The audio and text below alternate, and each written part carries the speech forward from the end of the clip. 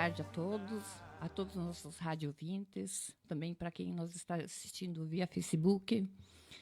Hoje, aqui na Cidade 104.9, na Rádio Cidade, eu, Nilvinês Maldander Mendes, juntamente com o Cristiano, e a nossa convidada hoje, a doutora Miriam. Uma satisfação pelo teu sim, pelo tirar esse tempinho para vir conversar conosco, e muito importante tê-la aqui. Eu, particularmente, tenho uma admiração muito grande pela senhora. Obrigada. E gratidão por estar aqui conosco e também poder contar um pouquinho da sua história. Boa tarde, Miriam. Boa tarde, Nilce e Cristiano. Boa tarde a todos os ouvintes da Rádio Cidade. Um especial saudação para o Andrei também, nosso amigo há tanto tempo. E é uma honra, né, a gente receber um convite desses para contar um pouquinho da história da gente. Eu acredito que toda a região, né, já conhece bastantinho da doutora Miriam, da sua profissão, da família, enfim. Mas eu particularmente lhe conheço há muitos anos, mas não sei muito da sua história, né, como pessoa, como ser humano. Então, hoje também vou ter a honra de escutar um pouquinho a sua trajetória de vida. Sim. Eu nasci no interior de 15 de novembro. Nasci lá no Passo do Lagoão, que era, na época, uma localidade que depois, com a barragem do Passo Real, ficou embaixo d'água. Mas nasci lá e aí, com 4 anos, a gente se mudou para Ibirubá. O meu pai o meu avô era comerciante lá no Passo do Lagoão. Meu pai abriu um comércio aqui, ali na frente da rodoviária. E aí cresci, comecei a frequentar a escola, tudo aqui em Ibirubá. Era uma época mais difícil que hoje, assim, em termos materiais, eu creio. Mas, ao mesmo tempo, foi uma infância muito feliz. Eu lembro muito da gente brincar na vizinhança despreocupadamente. Minha mãe também sempre trabalhou.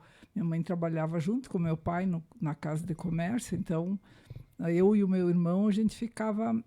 Às vezes tinha época até que tinha alguma empregada, mas a maior parte do tempo a gente ficava por lá. E na vizinhança tinha uma gurizada, mais guris, não tinha menina na vizinhança. Então, eu acompanhava meu irmão nas brincadeiras. Às vezes, me botavam de goleiro no jogo de futebol e eu queria jogar bolita, porque todo mundo jogava bolita, essas coisas assim. Mas a gente ia de pátio em pátio das casas ali. Me lembro que tinha a dona Ida Rodrigues, tinha os Schisler, tinha uma porção de vizinhos ali que a gente passava o dia ainda na casa de um, de outro, brincando. A gente tinha um campinho de futebol na frente de casa, então ali...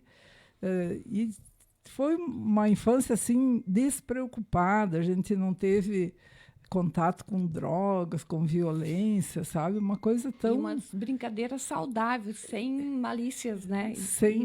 Sadias, e brincar ao ar livre, no sol, sabe? Essa coisa que hoje, às vezes, eu insisto um pouco com as mães, né? Que as crianças precisam de vitamina S, elas têm que se sujar, elas têm que brincar na terra, elas têm que pegar sol, têm que subir numa árvore, sabe? A natureza, isso, né? A natureza faz bem. E também atividade física, né? Tirar um pouquinho as crianças da frente das telas, né? Sim. A gente se preocupa com isso muito também, importante, né? Tirar as crianças das telas e quando brincam, tipo lá fora, que a gente diz, num campinho, numa árvore, ou que queira saber, como uma bola, acaba esquecendo das telas, né? E isso é muito importante, porque quando estão dentro de casa, ou num quarto, trancados, ou na frente no sofá, acabam pegando as telas, né? E a gente nunca sabe. Hoje o perigo... Uma vez o perigo morava fora de casa. Hoje o perigo já está dentro de casa, está ali na tua mão, no teu celular. Então, os golpes, essas coisas todas que a gente vê, essa tragédia que aconteceu aqui na 15 de novembro, né? Pensa assim... Muito próximo a nós, muito, né? Próximo, muito... Você fica assustado e, ao mesmo tempo, não consegue se proteger totalmente. Toda hora toca o telefone, é alguém querendo passar né, alguma coisa. Então, hoje o perigo está dentro, ele está junto contigo, né? Isso o mundo ficou um pouco diferente. Tudo que a internet trouxe de bom, né? E trouxe muitas coisas, eu acho assim, e a pandemia acelerou todo esse acesso. Tem esse outro lado que também é usado, o mesmo instrumento pode ser usado para o mal, e está sendo muito usado também para o mal. E isso toda a atenção, muitas vezes, dos pais, ou para quem é responsável das crianças, muitas vezes não é o suficiente. Agora, eu gostei muito da sua história, das brincadeiras. Nós também éramos uma família grande, eu também nasci no interior de Santa Isabel Selba, e eu também tive essa parte de querer jogar bola, de jogar uma canastra com os meus irmãos mais velhos, eles me ensinavam, então, como eu era mais nova. E era muito gostoso isso, né? Estar no meio da natureza, né? Nós brincava até nos potreiros, né? Quando não tinha campinho de futebol. E quando não tinha uma bola, a gente arrumava, improvisava uma bola, mas a gente brincava. Né? Brincava em turma, né? Isso Sim. era fantástico. Porque depois a gente se mudou para o lado da loja, e aí eu tinha uns primos que moravam na mesma quadra. E também só tinha piá. Minha tia tinha 3 guris, mais os vizinhos ali também eram mais 3 guris. E eu era a única menina, e a gente brincava junto ali, mas brincava de tudo, de fazer caminhãozinho, de pega ladrão, de mocinho bandido, mas de esconder, esconde, de tudo que, né, passava o dia inteiro brincando. Passava o tempo tão rápido, né? Mas a cabeça também era uma terapia, né? Porque ela saía de lá do dia, né? Que a gente gastava muita energia correndo, brincando, um atrás do outro, enfim. Que a gente gastava essas energias e de noite a cabeça estava leve, né? Sim. Deitava na cama, pronto, anestesiado já, né? E isso também faz bastante falta hoje em dia, né, doutora? Que as crianças não têm mais atividades, né? Muitas vezes a superproteção, né? Que é muito bom, sim, ser protegido, mas muitas vezes a superproteção de estar só dentro de casa e ainda ali alertando também do perigo que é que a senhora falou do perigo estar dentro de casa. Mas também eles não gastam as energias, e a criança tem muita energia. A criança que é saudável, ela tem muita energia para ser gasta, né? Sim, ela precisa disso, né? De extravasar isso tudo, né? Em brincadeiras sadias. Ao mesmo tempo, tu aprende a conviver, a ter que né, um ganhar e os outros perderem. Você tem uma série de coisas que as brincadeiras também são educativas, né? Muito, porque hoje as famílias são menores, quase sempre é um filho só, no máximo 2. Então, às vezes, as crianças não têm tanto essa convivência. Acho que a gente tinha de ter uma família grande, de você herdar a roupa da 3ª ou 4ª geração já, né? Porque uma roupa nova, uma roupa comprada, vamos dizer assim, né? Isso a gente foi conhecer lá. Quando eu passei no vestibular, eu comprei a primeira roupa pronta. Que era específica para a gente, que né? eu comprei para mim, porque sempre era ou a mãe fazia, ou a minha tia costurava alguma coisa, ou então você herdava de alguma tia que não servia mais, ia passando, e aquilo ia, né? E era muito, eu acho, sei lá, era um outro tempo. Assim, não quero dizer que é melhor, que antigamente era melhor, porque parece que hoje tem muita coisa boa. Mas a gente se criou com muito pouca coisa assim material, e parece que era mais feliz com o que a gente tinha. Eu acredito até que as pessoas olhavam mais para o ser, porque assim até na colônia, na cidade também, como a gente mora em cidades pequenas, né? As pessoas também se ajudavam muito. Então era muito olhar para o ser, né? Porque hoje muitas vezes eu digo que hoje as coisas são mais fáceis, né? Tipo, tem meio de comunicações, transportes, então, para os estudos, então se tornou muito mais fácil. Só que para você ver uma pessoa leve, feliz, até uma criança, está sendo meio difícil, as pessoas muitas vezes olham muito para um problema, né? Ou muitas vezes que não nem seja tanto um problema, né? Porque dificuldades a gente sempre tem e sempre vai ter, né? Sim. Mas, assim, de ver alguém leve, feliz, então, muitas vezes a pessoa pensa assim, eu sou pequena agora, mas, né, quando eu vou para a faculdade, quando fizer carteira, ou quando eu vou... Sempre lá na frente a felicidade. Não, e a felicidade tem que ser vivida todo dia, né? Exatamente. Todo dia tem alguma coisa que vale a pena comemorar, Que vai né? agregar na minha vida, né? Todo momento. Se eu não viver bem um momento, eu não vou conseguir viver bem no não futuro. é a chegada que é a felicidade, né? Eu acho que é o caminho, você tem que fazer o caminho, né? Mas é interessante. Eu lembro, assim, de ganhar, por exemplo, no Natal, um corte de tecido para fazer um vestido. E você deve ter passado por isso também. Sim. Né? Páscoa era um docinho de açúcar que tinha uma figurinha colada em cima. Então, e aquilo era uma alegria. A mãe fazia bolacha pintada e... Né? A gente ficava feliz com aquilo. Hoje as crianças têm isso todo dia, então não tem assim, né? Então, até dos padrinhos a gente ganhava os pacotes com todo carinho, amor e carinho, né? Mas era os pacotinhos que eles faziam com as próprias mãos, né? Sim. Era um pé de moleque, era uma bolacha pintada, era os docinhos que era feito de açúcar e não existia muito mais, mas ganhar aquele presente tanto dos pais quanto dos padrinhos, que era para mim, né, para a gente, era muita alegria, né? E era mesmo restrito naqueles dias, não tinha essas coisas todos os dias, né? Sim. Nenhuma bala, né? Não existia isso durante. A gente ainda tinha bala, até tinha porque tinha na loja, mas não era comum assim, você não comia todo dia, né? De vez em quando comia uma bala, mas chocolate, por exemplo. Chocolate eu não lembro, acho que eu já devia ter uns 10, 12 anos quando eu comi o primeiro chocolate refri. Eu tenho certeza que eu já tinha uns 10, 11 anos quando eu conheci o primeiro refri, que era uma Fanta uva, eu me lembro até, uma grapete, não era nem Fanta uva, uma grapete era. E me lembro do gosto daquilo, assim, algo surreal, né, hoje. Então dá para ver que quando a criança não conhece, né? Então quem apresenta uma Coca-Cola, que a gente sabe que faz mal, quem apresenta é a própria sociedade, os pais, a família.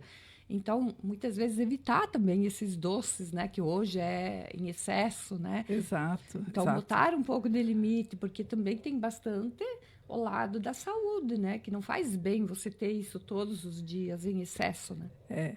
A gente não tinha isso, né? Era comida de verdade, era arroz, feijão, batata, né? Essas coisas assim, carne.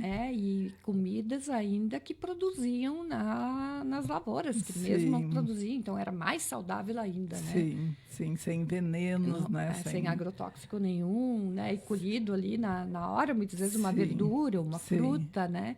E nem tinha possibilidades, muitas vezes nem tinha nos balcões para comprar, que nem existe hoje em dia, né? As pessoas mesmo tinham que produzir mais o seu alimento, né? Sim, todo mundo tinha, né? No interior, a gente ia muito para o interior com meu pai, porque às vezes ele vendia um rádio, vendia alguma coisa que precisava uma instalação, então a gente costumava ir junto. E aí você chegava, era aquelas propriedades muito bonitas, porque tinha uma vasta de uma horta, um vasto pomar com frutas, com uvas, com laranja, dependendo da época, claro, mas assim, eles produziam muita coisa para sua própria subsistência, né? Sim. Era muito rica, as pessoas praticamente eram quase que autossuficientes, elas compravam açúcar, café, sal, algumas coisas assim. Poucas coisas, bem poucas coisas. E assim, falando nas hortas, elas eram gigantescas, né? Hoje, se alguém ainda tem muitas pessoas que ainda continuam cultivando, mas é aquela produção pequena, né? Então, antigamente se produzia também bastante, porque vinha uma visita, distribuía, né? Desde repolho, alface, cenoura, tudo que se colhia, todo mundo tinha, né? Ao redor, porque era produzido em grandes quantidades. As famílias também eram maiores, Exato, né? As famílias eram grandes, né? Sempre eram 9, 10 filhos, então já tinha uma mesa, já dava uma mesa cheia só a família, Só né? a família, mas era... Hoje também, né? A gente tem uma vida muito bela, mas relembrando aqueles tempos, era muito lindo, porque realmente, né, sempre tinha bastante pessoas em redor da mesa, né? Era muito difícil a família não fazer uma refeição unidos, juntos. E isso também é muito importante, né? Sim, sem estar olhando o celular, né? Aquela hora sagrada, né? Era sagrada, a hora da né? conversa, né? De trocar uma conversa. É. Mas, assim, tem muita coisa que mudou e a gente também tem uma preocupação com isso, né? Porque eu acho... as famílias vão ficando cada vez menores e cada vez se conversam menos e cada vez mais individualistas, assim, vamos dizer. Antigamente, você matava um boi, por exemplo, no interior. Você deve conhecer essa lida. Sim. Sempre vinha vizinho, ajudava fulano, beltrano da vizinhança, todo mundo ajudava, já assavam ali uma carne, já faziam... Né? Então, isso, as pessoas eram mais unidas, muito mais. Eu me lembro da história, então, de carnear um boi. Tinha toda a vizinhança ganhava, nem que não vinham ajudar, eles Exato. ganhavam uma fatia daquele boi, né? Isso, e quando eles carneavam, eles também distribuíam. Era muita união, sabe? Era uma união muito grande, assim... num círculo muito distante até, não era só os vizinhos mais próximos, era mais, né? Era mais além. Então, era bonito isso mesmo, das pessoas umas cuidarem das outras. Né? Lembrando, nossa, mexe com a gente, porque realmente a gente vê que isso hoje não existe mais, né? Hoje eu também moro na cidade, muitas vezes a gente não sabe... muda muito, muitas vezes, os vizinhos, né? Tem casas alugadas, né? E a gente muitas vezes nem sabe quem é o inquilino, né? Da casa Sim. do lado. Então, mudou muito mesmo. Eu digo a qualidade de vida, né? A qualidade que a gente tínhamos há anos atrás, que a gente mais se ajudava, né? Olhava mais um para o outro, né? Como ser humano falando. Sim. Bom, aí, depois dessa fase aí, eu resolvi que queria... Bom, antes disso, quando a gente entrou no ginásio, fiz o primeiro, segundo ano, aí depois o pai pediu para a gente ajudar na loja. O meu irmão já ajudava e eu também passei a estudar de noite para ajudar de dia na loja. E isso, para mim, foi fundamental. Porque eu sempre gostei muito de ler. E eu adorava, naquela época, a gente não tinha assinatura de jornal, mas o pai comprava jornal velho para a gente embalar, o sabão, essas coisas assim, algumas mercadorias, porque era tudo meio a granela, assim, as coisas, né? A gente mesmo fabricava de noite os saquinhos para vender, por exemplo, açúcar, arroz. A gente vinha umas resmas de papel e você, nos finais de semana, ficava fabricando, fazendo saquinhos para poder vender as mercadorias. E eu gostava muito de ler e ficava lendo os tais dos jornais velhos.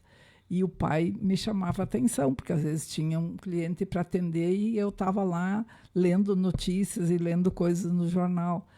E foi aí que eu me dei conta, assim, se eu não estudar, eu vou passar o resto da minha vida aqui.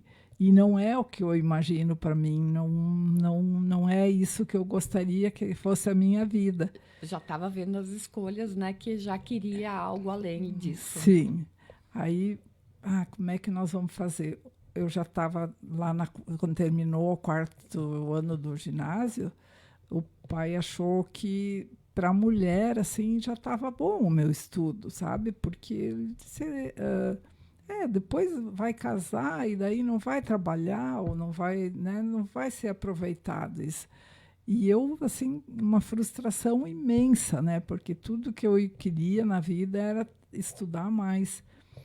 E aí que entrou a minha mãe. Minha mãe sempre foi uma pessoa muito positiva, assim, uma mulher com opiniões e que também tinha voz ativa dentro de casa. Aí a minha mãe começou a convencer ele devagarinho e tal, que eu gostava de estudar, que de repente eu poderia estudar em Cruz Alta, porque aqui não tinha o científico, tinha só contabilidade. E para as coisas que eu queria, precisaria estudar, fazer o curso científico. E a mãe, com muito jeito e tal, foi convencendo ele. A gente tinha uma tia em Cruz Alta, né, que eu ia morar junto com a tia, como as minhas primas já tinham ido estudar também em Cruz Alta e morado lá na casa da tia e do tio. Eu ficaria numa casa, né, dentro da família, assim, bem segura. E aí ele aceitou.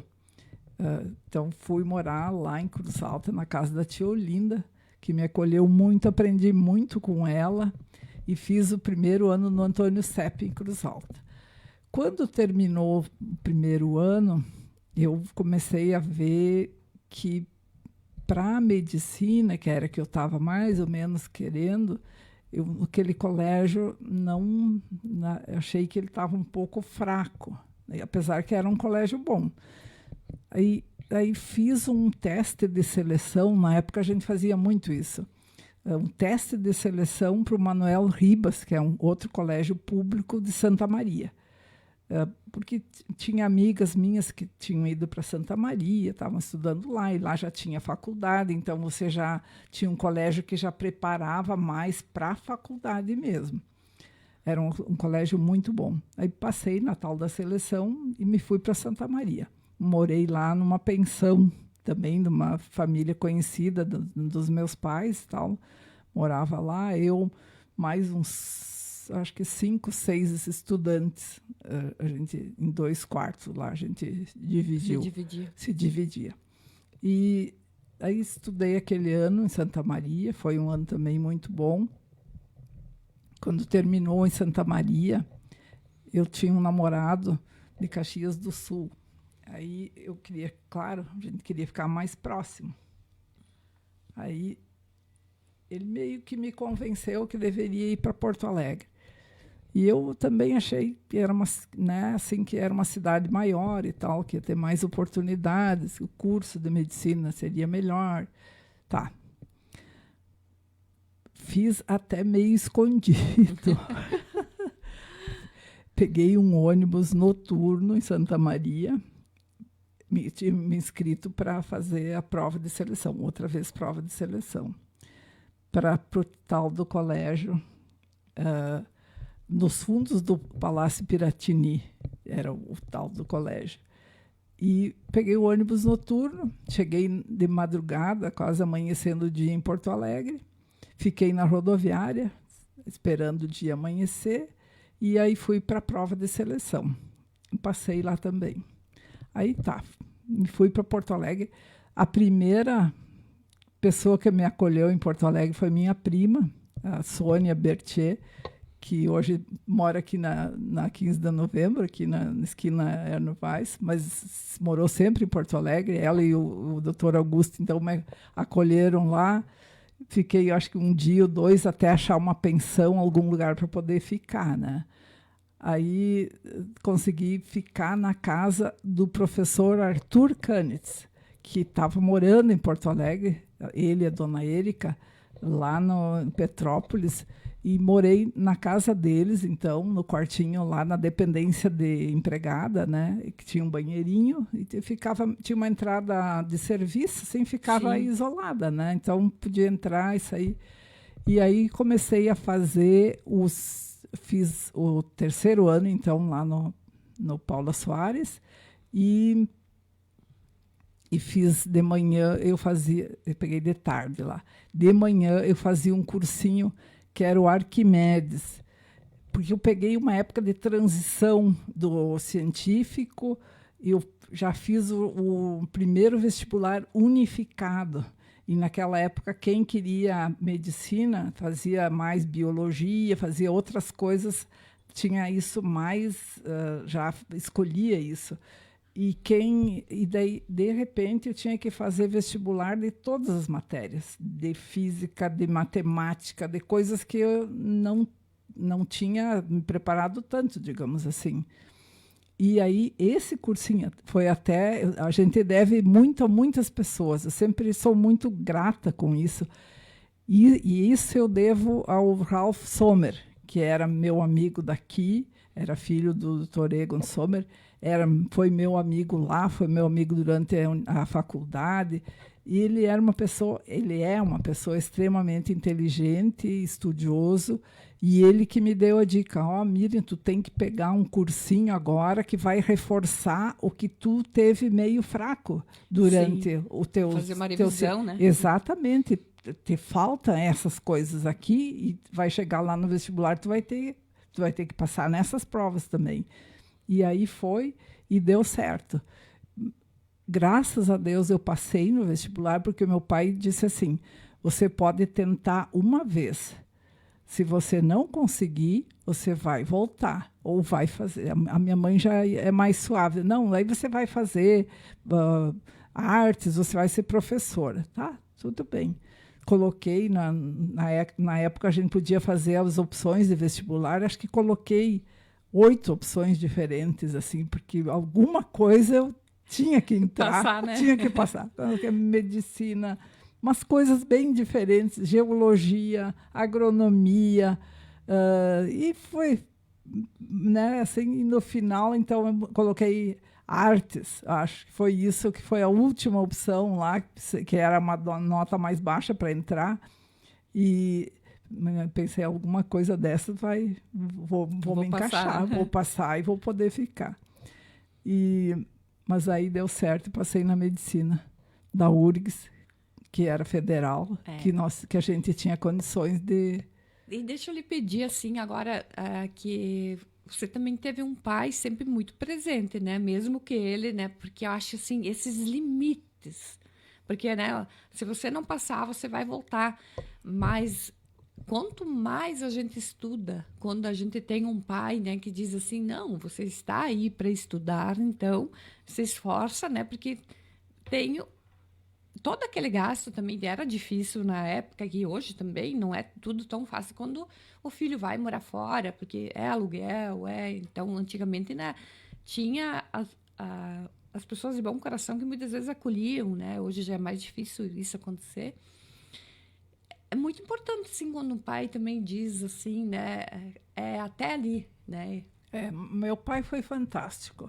Eu aprendi a ler com meu pai, porque eu ia completar 7 anos só em outubro, e aí a escola não me aceitou com 6 anos, mas eu tinha vontade de aprender. E aí, quando terminava, o pai vinha da loja de tardezinha, enquanto a gente esperava a mãe preparar alguma coisa para comer, ele ia me mostrando as letras e tal, e eu aprendi a ler com ele já. Sim. E ele era uma pessoa que gostava de ler, ele sempre tinha jornal, essas coisas, ele era uma pessoa, meu avô gostava muito de ler, então a gente tinha aquele exemplo, sabe? Sim. E essa coisa dele dizer até ali, não é por mal que fosse machismo, não, era assim...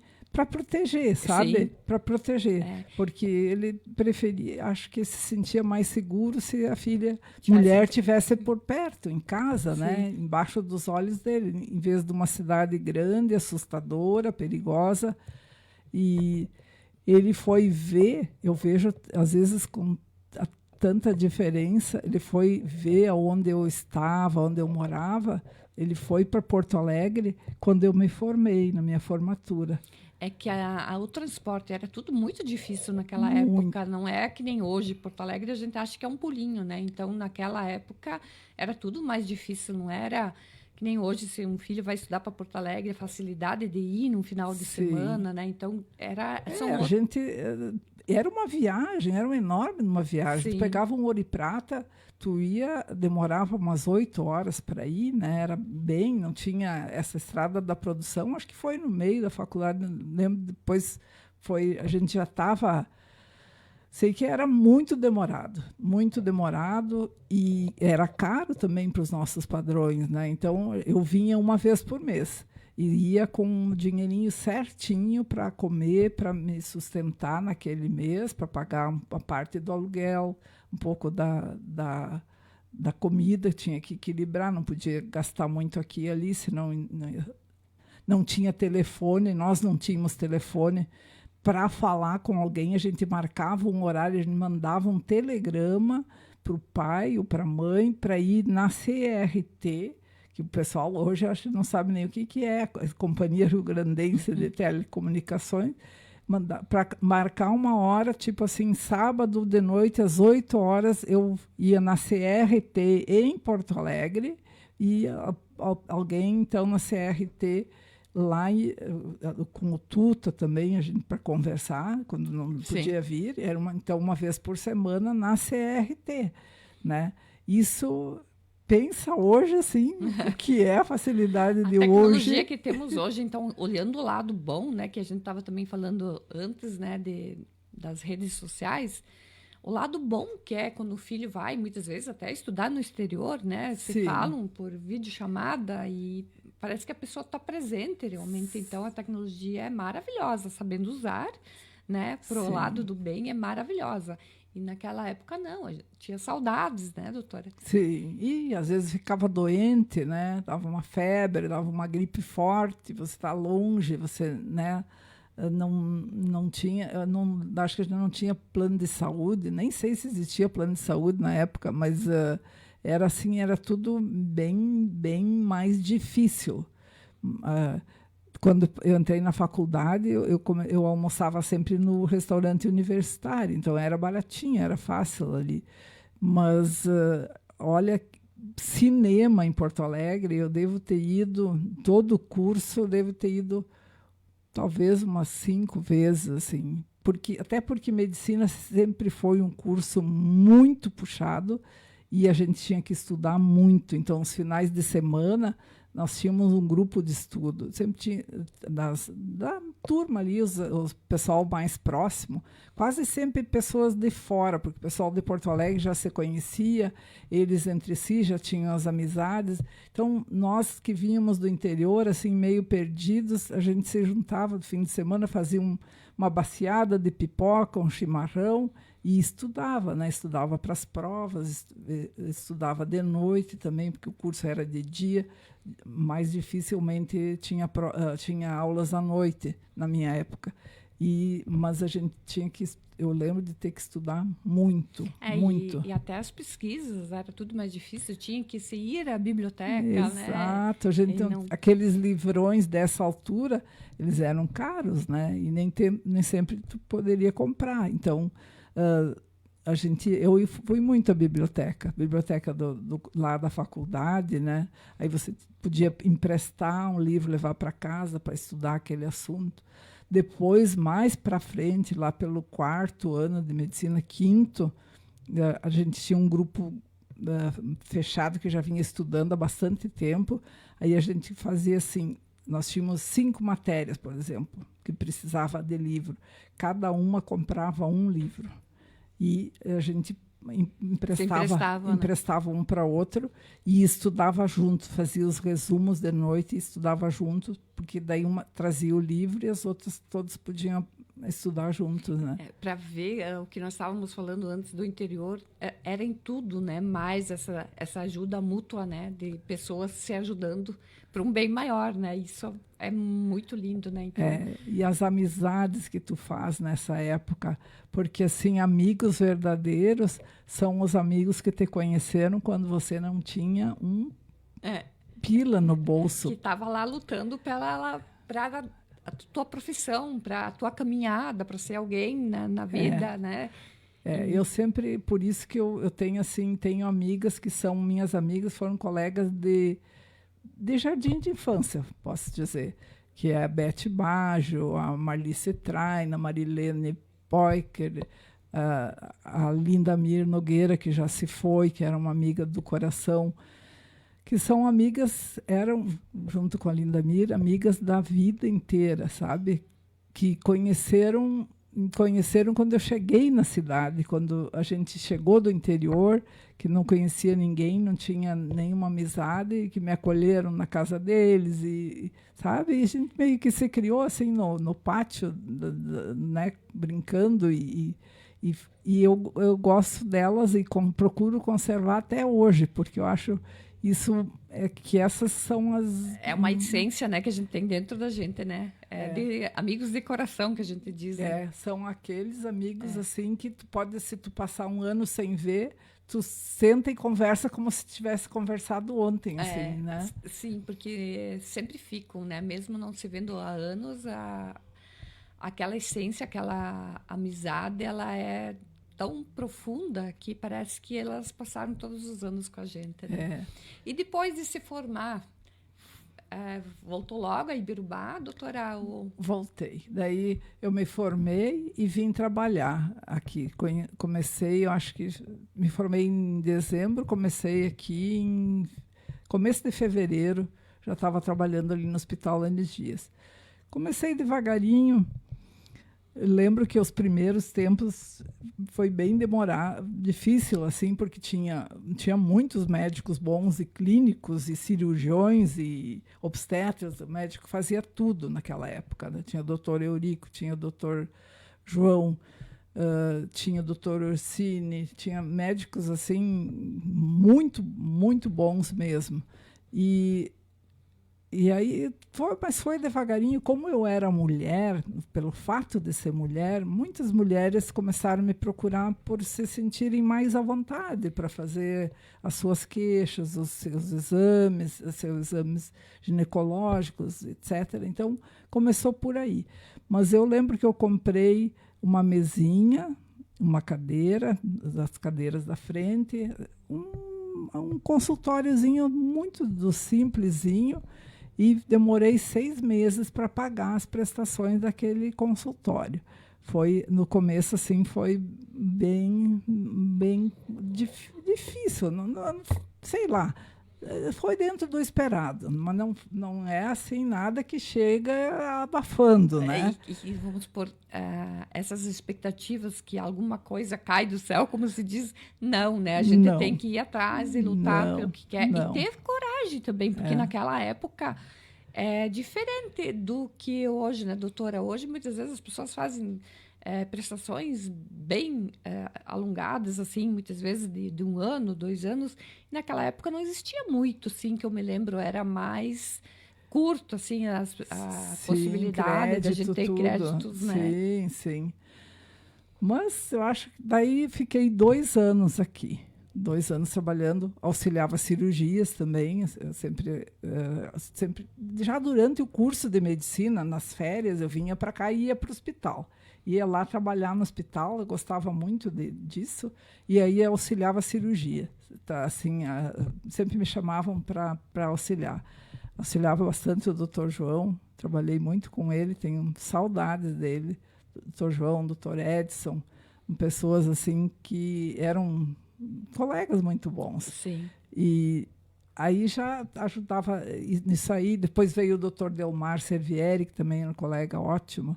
E a gente foi sobrevivendo. Mas terminado esse período, aí que daí eu tive o Pedro nessa época, nasceu o Pedro, eu achei que deveria voltar para Porto Alegre para fazer uma especialização. Eu sempre tinha aquele sonho ainda de fazer uma especialização e voltei lá para o Hospital de Clínicas, que é um hospital de referência, um hospital muito bom, de nível muito bom, e fiz de novo concurso para residência. Eu já tinha feito, quando eu terminei o curso de medicina, eu fiz o concurso e eu fui aprovada como residente. Daí, como eu abri mão da minha vaga, mas ficou aquilo no meu currículo. Sim. E deixei talvez boas lembranças com os professores, porque com certeza. Porque a gente tinha prova teórica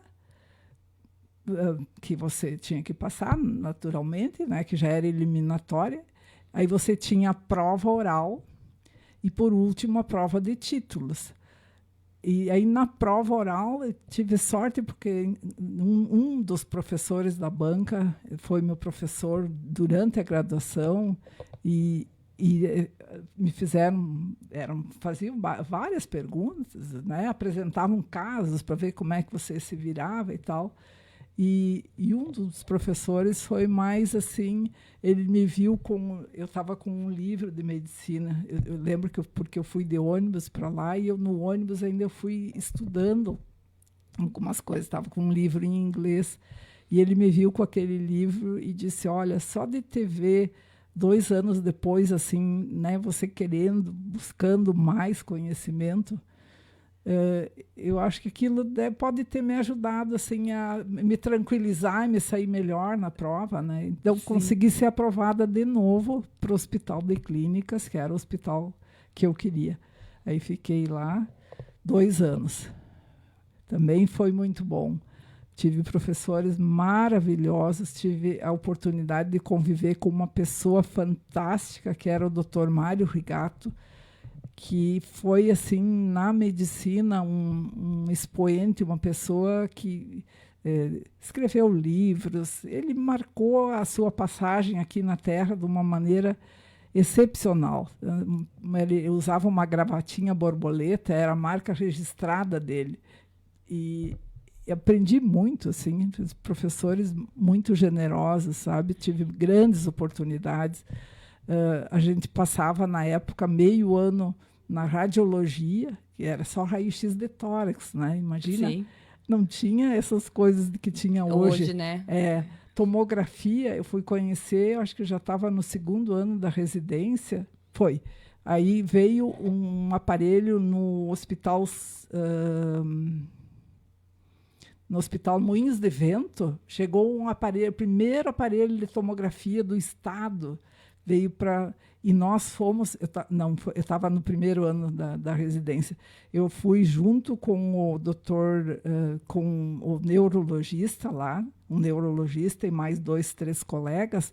Nós levamos um paciente nosso que tinha AVC para fazer uma tomografia, para mostrar como é que isso ia aparecer na tomografia. Era um aparelho enorme, era uma sala com um enorme de um trambolho. Hoje você olha um tomógrafo, é uma coisa pequena, né?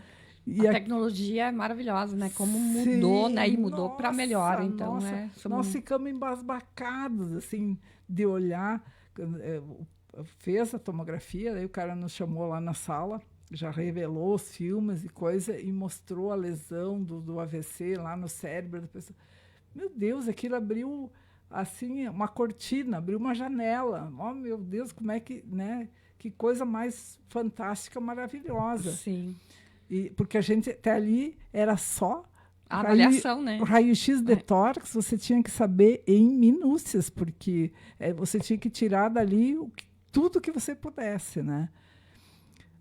Mas assim, eu sempre acho que eu tive muita sorte de ter, assim, bons professores. Não era só sorte, né, doutora? Era também essa vontade, uma missão, acho que aqui na Terra, né, para ter toda essa sabedoria e trazer para nós aqui, né, na nossa região.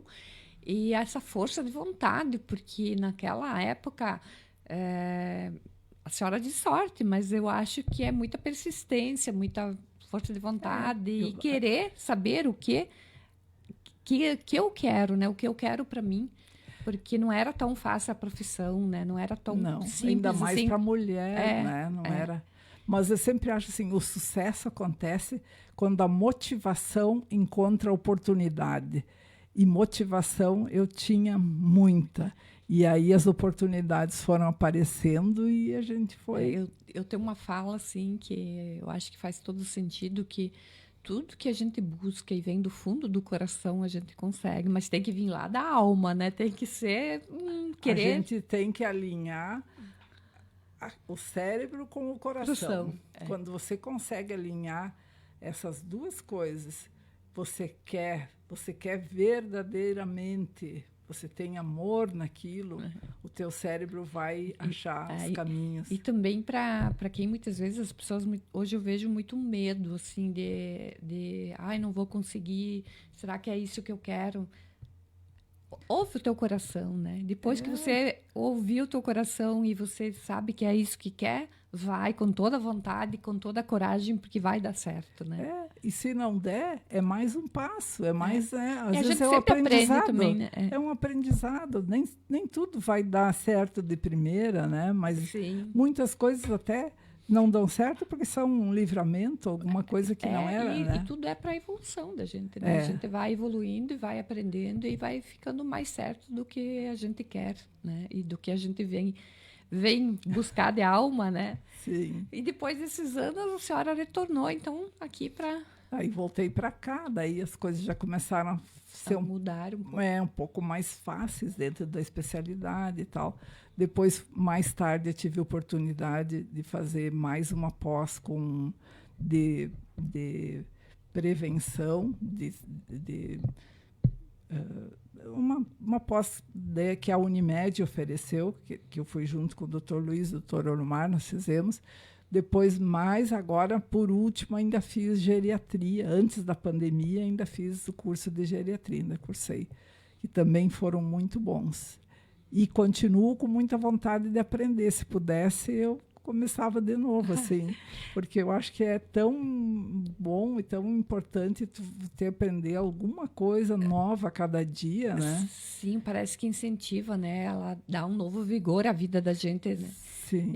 A vida é um eterno aprendizado, né? A gente, mesmo não indo, né, muitas vezes para um curso ou para uma pós, a gente aprende todos os dias, né? Exato. Hoje tem muitas formas de você se atualizar, né? Você não precisa mais estar presencial em algum lugar. Você consegue acessar muito conteúdo bom também nas redes, né? Sim, tem muita forma da gente estudar ou estar presente, ou até com os outros, né? Muitas vezes com algum colega que já tem, que teve uma oportunidade também de ir, né? E já se propõe a passar o conhecimento, sempre é bom, né? Buscar sempre é muito, muito bom. E hoje a Miriam está hoje no hospital, nesses dias, já faz quantos anos? Bom, se contar desde que eu me formei, foram 46 em dezembro. 46, certinho. Então, é um bocado de tempo. 46 anos de profissão. De médica, dá para dizer assim, né? Então, a gente assistiu a muitas mudanças na sociedade, mudanças na medicina, mudança no geral, nas tecnologias, principalmente, avançaram muito, mas, ao mesmo tempo, eu acho que na relação médico-paciente, a gente tem que ter muito cuidado para a gente não regredir. Porque, às vezes, a coisa se torna muito, digamos, tecnológica e pouco humana, em algumas situações, digamos assim, né? A tecnologia é muito bem-vinda e é excelente, e, com certeza, graças à tecnologia, se salvou muitas vidas e se aumentou a expectativa de vida das pessoas também. Mas eu gosto no consultório, às vezes eu brinco que eu faço slow medicine, né? Não é aquela fast medicine, aquela medicina rápida. Eu gosto de conversar com o paciente, eu gosto de conhecer o paciente, eu gosto de saber o que ele está sentindo, como é que ele está por dentro, para poder entender ele melhor, às vezes. E, às vezes, nas conversas, você já consegue ajudar. Às vezes, né? Muito. Conforme, claro, não são todos os problemas, mas conforme o problema, às vezes, uma conversa boa, você sente que o paciente já sai aliviado. Respira fundo, e sai aliviado, e sai feliz e te agradece, né? Que bom isso. Deve ser muito prazeroso, doutora. E também, não só para a senhora, mas também para o paciente que tem essa oportunidade de encontrar uma médica hoje que se dispõe a esse tempo e de escutar a pessoa, porque no ramo que a gente também trabalha, eu vejo que as pessoas estão muito carentes de ser escutadas, né, de ser olhadas nesse sentido, porque muitas vezes o que o médico faz? Isso não é uma crítica, mas hoje eu acho que é a questão da correria do dia a dia. Sim. É de tratar muitas vezes um exame, né? E as pessoas precisam ser olhadas, né? Muitas vezes até tocadas, né? Sim, sim. Não, é muito prazeroso, é gratificante, é uma coisa que, para mim, é o tal do salário emocional. Você poderia ganhar, às vezes, muito mais produzindo um número maior, atendendo mais gente, mas, assim, você também é humana e você Sim. também tem, né? Então, essa troca de energia, esse aprendizado, os pacientes te ensinam muito também, Sim. sabe? Você não é você o dono do saber, você consegue ver muitas coisas, aprender de como a vida funciona, como a cabeça das pessoas funciona, os sofrimentos, a dor, onde é que ela está. Se colocar como ser humano, né? Ter Em primeiro uma lugar, empatia, né? ter uma empatia, tentar ver o outro lado também da pessoa, porque as coisas não têm só um jeito de ser vistas, né? Às vezes elas têm 2 maneiras, 3 ou 4 maneiras de você ver, enxergar a mesma situação, né? Sim, então, sim. E aí logo você consegue se aprofundar também no diagnóstico da pessoa, né? Porque muitas vezes tem mais do que aquele exame está mostrando, né? Por trás. Em algumas situações, sim, né? Embora hoje a gente já, eu acho que tem médicos que têm muito mais tecnologia, tem em cidades maiores existe muito mais recurso em todas essas coisas, mas eu ainda gosto muito dessa coisa de você poder conversar com a Sim. pessoa, acolher essa pessoa, apoiar, né? Ter esse lado humano da relação, né? Eu acho que mesmo com inteligência artificial, que vai substituir muitas profissões, e na medicina com certeza vai ser uma das coisas que vai entrar com tudo, já está entrando com tudo, né? Mas mesmo assim, eu acho que essa pessoa do lado humano da relação médico-paciente, ela precisa ser preservada. Até porque esses diagnósticos, né, muitas vezes de doenças um pouco mais graves, a questão da pessoa se sentir mais à vontade e mais acolhida. Eu acho que isso falta muitas vezes também nos centros maiores, que eles não têm muitas vezes esse tempo de fazer ou não tiram esse tempo, e é mais mesmo no diagnóstico. Então, essa acolhida é muito importante até depois do diagnóstico, né? Sim, na minha opinião, né? Sempre. Nós somos humanos, a gente tem, né, tem necessidades. Não é só comida e sono, né? Sim. O tempo voa, né? Como eu lhe dizia. E eu acho que eu vou lhe convidar para nós fazer mais um de papo. Meu Deus, eu não me dei conta, desculpe. Não, me dei mas conta. E eu muito... já deve ter paciente esperando também. Tem vários comentários aqui, depois a senhora dá uma olhada, né? Que são bastante mesmos ali com muito carinho, que estão, né, dando um abraço ali. Muito obrigada, então, a todos. Depois em casa eu vou olhar mais com calma. E foi um imenso prazer ter a senhora não só como nossa médica ali regional, mas também como ser humano, né? Um ser maravilhoso, estar aqui no Momento Estrela Guia. E conto com uma próxima oportunidade para a gente falar mais, que eu também sei que a doutora tem uma grande caminhada no lado político também, mas que eu gosto, porque até num mandato, acho que a senhora era vice-prefeita, eu trabalhei aqui em Birubá, que muito poucas pessoas sabem, mas eu tive o prazer de trabalhar numa creche ali, acho que era do Dr. Matias na época, mas quem me contratou foi...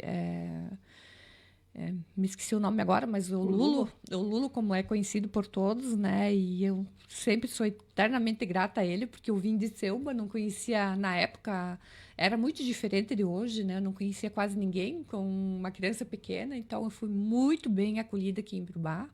Por isso que eu gosto tanto de Birubá, né? Eu tenho minha gratidão também com o Lulo, que o Lulo foi nosso professor na arte, na política, assim, né? Tudo que a gente sabia. E ele foi um ser humano, assim, para mim, maravilhoso. Nunca vou esquecer dele, que eu tinha o meu filho bem pequenininho e eu fui pedir uma oportunidade para ele. Ele logo me abriu as portas, assim, fui muito bem acolhida.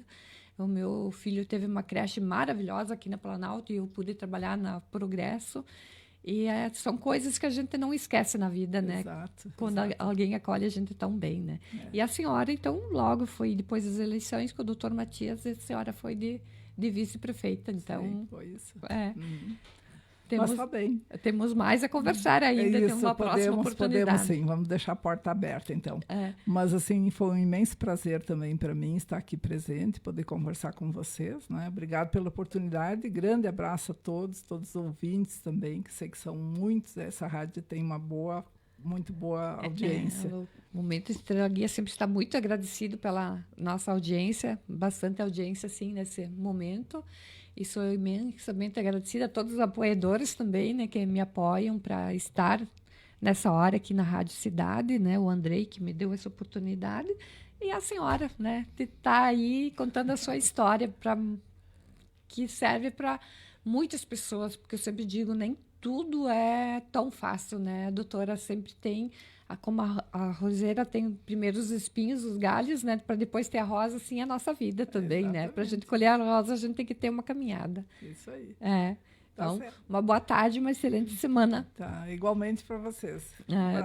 Obrigada. E daqui um pouquinho, né, Cristiano, a gente tem as meninas da Casa da Amizade para também mostrar um pouco dessa caminhada e também desse serviço solidário, né, nessa caminhada que estão se doando para um bem maior, também para a comunidade de Birubá. Em seguida, já estamos acompanhados das meninas da diretoria da Casa da Amizade. As últimas do